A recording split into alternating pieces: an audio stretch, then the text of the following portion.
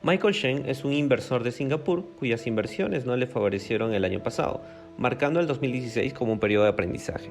Si bien Michael tiene 2 décadas de experiencia invirtiendo, ello lo realiza a partir de algunas clases universitarias que recibió, por lo que considera que esto no es suficiente, tomando en consideración además que tiene proyectado realizar más gastos por las crecientes necesidades de su familia. Naturalmente, con 2 hijas en camino a la universidad, busca una nueva estrategia de inversión. Por ello, ha confiado en el equipo consultor conformado por Catalina García, Lina Herrera, Elvin Méndez y Cristian Beraún, quien les habla, a efectos de tomar la mejor decisión respecto de una cartera óptima de inversión disponible.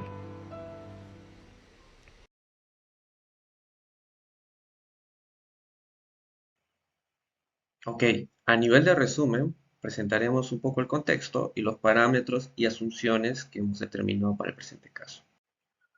Como parámetros y asunciones tenemos, por ejemplo, que nos encontramos en enero de 2017, no sabemos qué es lo que va a pasar en el futuro, por tanto, se usó un modelo ARIMA para proyectar las tasas de cambio respecto de los dólares y los dólares de Singapur. El ahorro previo a la matrícula se asumió después de contabilizar los gastos restantes. Asimismo, se supone que los dividendos obtenidos se van a reinvertir. De igual manera, las ganancias de capital se utilizaron para pagar la matrícula de las hijas, entre otras asunciones y parámetros que se muestran en la pantalla. En primera instancia vamos a calcular el mínimo retorno esperado en una ventana de 5 años y a partir de este poder realizar los diferentes análisis en nuestros escenarios de diversificación de portafolio. Basados en que el retorno esperado es lo mínimo que el ingeniero espera obtener de sus inversiones para poder cubrir los gastos universitarios de sus 2 hijas y también poder mantener los mismos $500.000 llevados a valor futuro en el quinto año, que para este cálculo se tuvo en cuenta una inflación del 1.75. A partir de lo anterior se construyó los flujos de caja de los diferentes años, teniendo en cuenta, como ya se dijo anteriormente, los $500.000 de capital que se tenía de inversiones pasadas. 2. Se tuvo en cuenta el ahorro del sueldo que él proyectaba realizar a partir del primer año. 3. Se tuvo en cuenta los gastos universitarios, que para el primer año era una hija, para el segundo y tercero son 2 y para el 2021 solo una hija. Teniendo en cuenta que estos valores están en dólares de Singapur, se tiene que hacer una conversión a dólares americanos para mantener las mismas unidades. ¿Cómo se realizó este cálculo? Teniendo en cuenta que se tenían la tasa de cambio hasta el 2016, se realizó una proyección de la tasa de cambio de los siguientes 5 años a través de un modelo de series de tiempo ARIMA, obteniendo las siguientes tasas de cambio. A partir de ellas se calculó los gastos universitarios en dólares americanos. De acuerdo a lo anterior, se calcularon los flujos de caja de los diferentes años y a partir de estos se calculó el retorno mínimo esperado que el ingeniero espera obtener a partir de la TIR.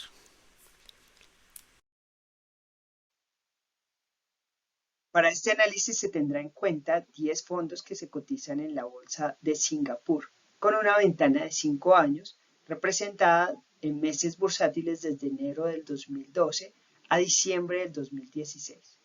Los rendimientos se calculan respecto al periodo anterior, permitiendo determinar el retorno y la volatilidad de cada fondo. Todo esto con el objetivo de encontrar el mejor portafolio de inversión. Para esto se construyó la frontera eficiente de Markowitz, el cual nos muestra si, diversificando nuestra inversión, se puede reducir el riesgo. En la imagen de la derecha nos muestra la frontera eficiente de Markowitz, el cual muestra los rendimientos esperados respecto a una volatilidad. También comparamos individualmente el fondo con menos volatilidad, en este caso del 5.07, el cual, al compararlo con la frontera eficiente de Markowitz, evidenciamos que si diversificamos el portafolio podemos tener una menor volatilidad en la inversión, en este caso sería 3.72. Adicional, se construyó la Capital Market Line, con el punto tangente entre la frontera eficiente y esta línea. Con el cálculo del Share Rate, el cual nos indica que por cada unidad de riesgo adicional, ¿cuál sería el retorno adicional? Se elige en este caso el de mayor valor. En este caso el escenario a tener en cuenta sería un escenario donde la volatilidad es del 5.76 y se obtendría un retorno del 6.19.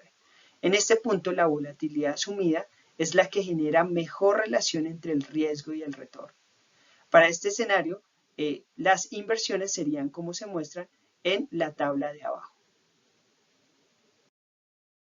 Para este análisis trianual se calculan los rendimientos teniendo en cuenta no el periodo anterior, sino el periodo comparándolo con 3 años atrás. Y se construye la frontera eficiente de Markowitz con esta información.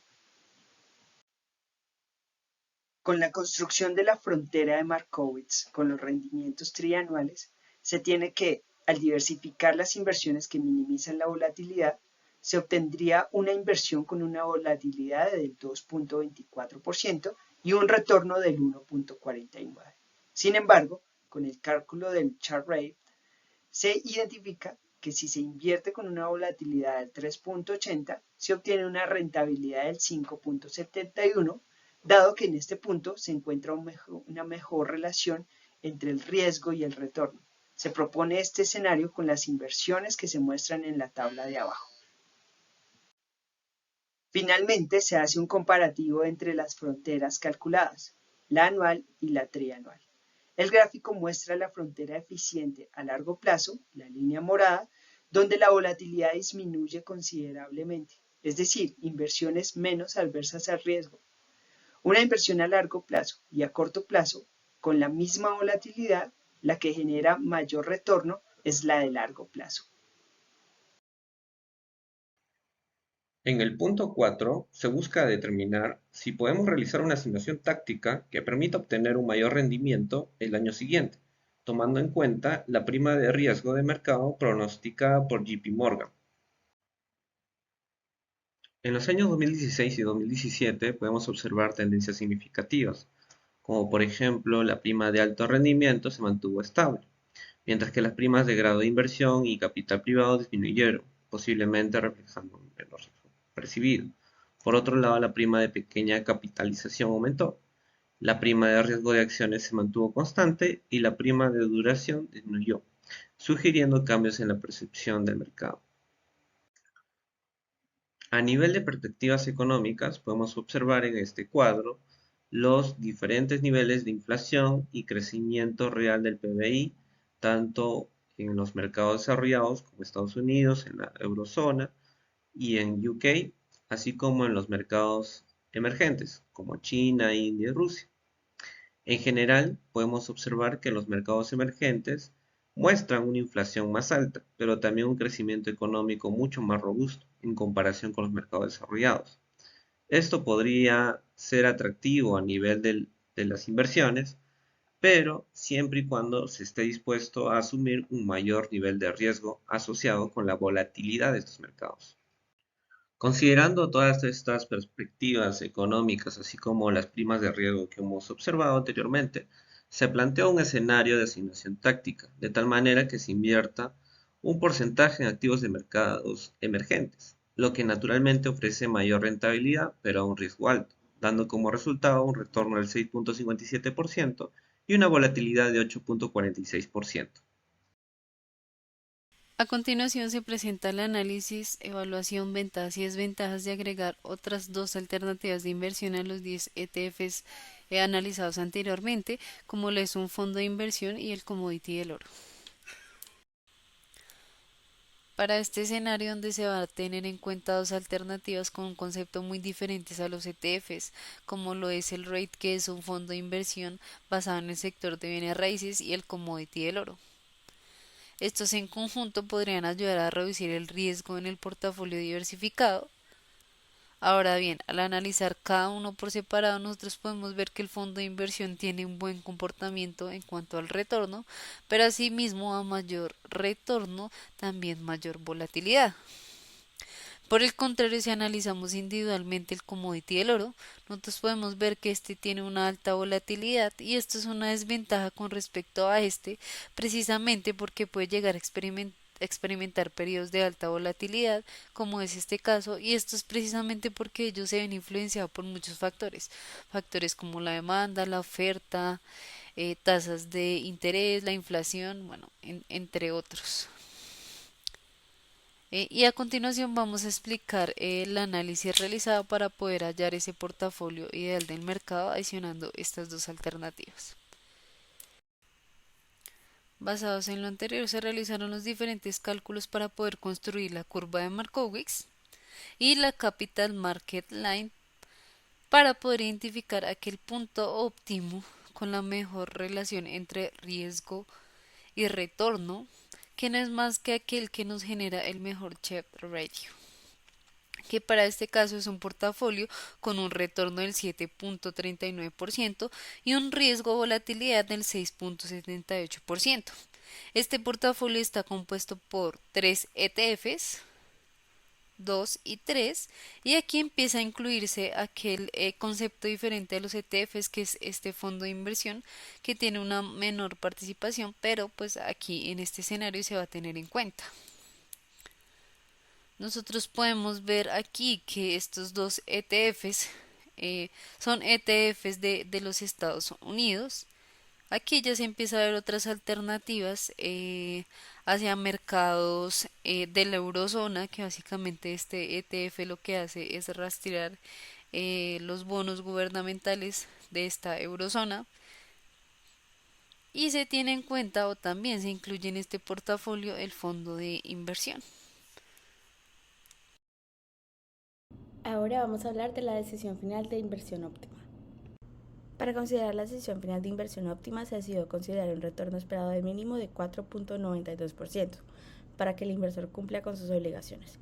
Este umbral deja dos opciones, la opción 1 de 10 ETFs más análisis anual y la opción 4 de los 10 ETFs más Rate Gold análisis anual.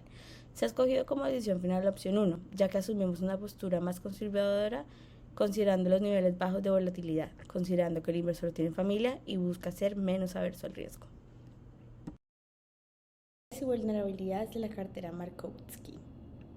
4 ventajas. La primera es la diversificación. La teoría de Markowitz destaca la importancia de la diversificación para reducir el riesgo de una cartera. Al identificar entre activos con correlaciones negativas o bajas, los inversores pueden reducir el riesgo total de la cartera sin necesidad de sacrificar el rendimiento esperado. Segundo, enfoque cuantitativo. Proporciona un enfoque cuantitativo y matemático para la construcción de cartera, lo que ayuda a los inversores a tomar decisiones más informadas y objetivas basadas en datos históricos y estadística. Tercero, optimización de la cartera. La teoría Markowitz permite a los inversores construir carteras que están en la frontera eficiente, lo que significa que no se puede mejorar el rendimiento de la cartera sin aumentar su riesgo o viceversa. Esto ayuda a los inversores a alcanzar un equilibrio óptimo entre riesgo y rendimiento. Cuarto, el modelo intuitivo. A pesar de su enfoque matemático, el concepto básico de la teoría de Markowitz es intuitivo y fácil de entender para los inversores, lo que la hace ampliamente aceptada y utilizada en la industria financiera. 4 desventajas. La primera es la sensibilidad de los datos históricos. La teoría de Markowitz se basa en datos históricos de rendimiento y volatilidad, lo que puede no reflejar completamente las condiciones futuras del mercado. Los cambios en las correlaciones entre activos o en la volatilidad pueden afectar la eficiencia de la optimización de la cartera. Segundo, supuestos simplificados. La teoría de Markowitz se basa en supuestos simplificados como en la distribución normal de los rendimientos y la independencia de los activos. En la realidad, estos supuestos no pueden cumplirse completamente, lo que puede afectar la precisión de las recomendaciones de cartera. Tercero, costos de transacción y liquidez. La construcción de una cartera óptima, según la teoría de Markowitz, puede requerir numerosas operaciones de compra y venta, lo que puede resultar en costos de transacción significativos. Además, la liquidez de algunos activos puede limitar la actividad de implementar completamente la cartera óptima. Cuarto, la sensibilidad a parámetros de entrada. Los resultados de la optimización de la cartera, según la teoría de Markowitz, pueden ser sensibles a los parámetros de entrada, como las estimaciones de rendimiento y la volatilidad de los activos. Pequeñas variaciones en estos parámetros pueden conducir a cambios significativos de la composición a la cartera óptima.